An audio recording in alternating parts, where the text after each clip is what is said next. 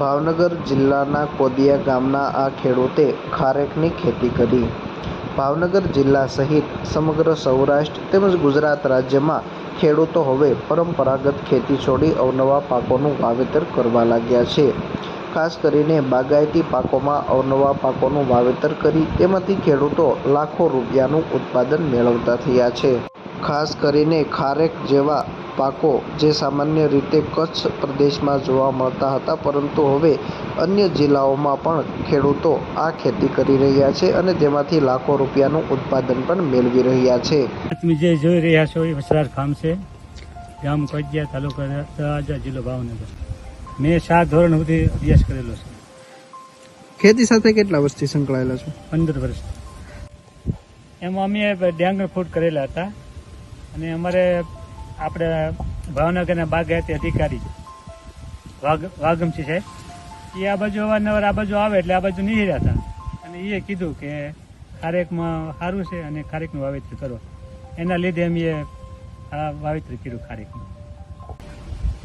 રોપા અમે કચ્છમાં લાવ્યા, કચ્છ મુન્દ્રા એક્સેલ ગ્રુપ, અને અમારે 3500 રૂપિયાનો રોપો આવ્યો છે। અમે 6 વીઘામાં વાવેતર કરેલું છે અને 125 રોપા છે।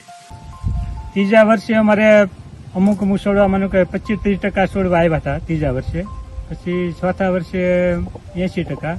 આ વર્ષે અમારે લગભગ 5 વર્ષની ખારેક છે, તમામ છોડવાનું ઉત્પાદન આવ્યું। તમે આનું વેચાણ ક્યાં ક્યાં સુધી કરો છો અને તમને ભાવ શું મળે છે?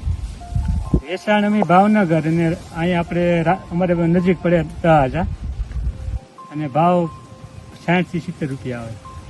ગઈ સાલ અમારે 60,000 વીઘે બેડ્યું થયું, 3 લાખ રૂપિયા ઉત્પાદન થયું। આ વર્ષે શરૂ છે અઠવાડિયા। ભાવનગર જિલ્લાના તળાજા તાલુકાના કોદિયા ગામે રહેતા દાનુભાઈ રાણાભાઈ સોલંકી, જેઓએ ફક્ત 4 ધોરણ સુધીનો જ અભ્યાસ કર્યો છે અને છેલ્લા ઘણા વર્ષોથી પોતે ખેતી સાથે સંકળાયેલા છે, પરંતુ પોતે ખેતીમાં અવનવા પાકોનું વાવેતર કરવામાં રસ ધરાવતા હોવાના કારણે અનેક અવનવા પાકોનું તેઓએ વાવેતર કર્યું છે। બાગાયત અધિકારી ભાવનગરે દાનુભાઈને ખારેકની ખેતી કરવા અંગે જાણ કરી હતી, જેથી આ ખેડૂતે હાલ 6 વીઘામાં 125 જેટલા રોપા ખારેકનું વાવેતર કર્યું છે। વાવેતર કરવા માટેના રોપા તેઓ કચ્છ મુન્દ્રામાંથી લાવ્યા હતા, જે એક રોપાની કિંમત 3500 રૂપિયા હતી।